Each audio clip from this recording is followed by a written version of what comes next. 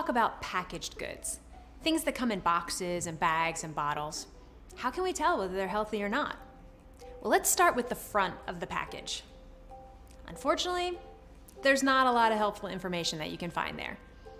Many of the things that are highlighted on the front, things like reduced fat or reduced sodium or all natural, those things are just marketing tactics that are disguised as nutritional information.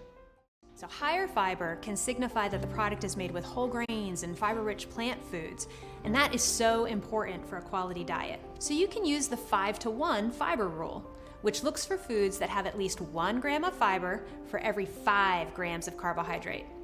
Now this should ensure that the product is mostly or completely whole grain, with one caveat. Some foods can be high in fiber, but not high in whole grains, because the manufacturer adds a fiber ingredient to a refined product. This is kind of a sneaky way to make a product look healthier than it is, but we can figure it out based on the ingredient list. Now, when looking at the ingredient list, look for the word whole in front of the first grain ingredient. Now, many breads and pastas claim to be whole grain on the front of the package, but the first ingredient in the ingredient list is often wheat flour, which sounds healthy, but is really just refined flour. So our best bet is to choose products with only whole grains in the ingredient list. Now try to avoid foods with added refined sweeteners in the first 3 to 5 ingredients. And there are so many code words for sugar, it can get very confusing.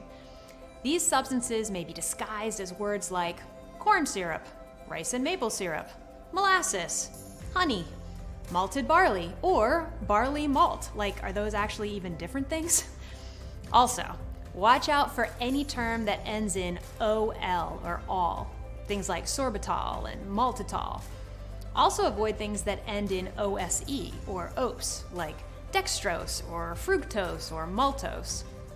Learning the code words helps us avoid large amounts of refined sugar, which are really just empty calories that cause havoc within our bodies.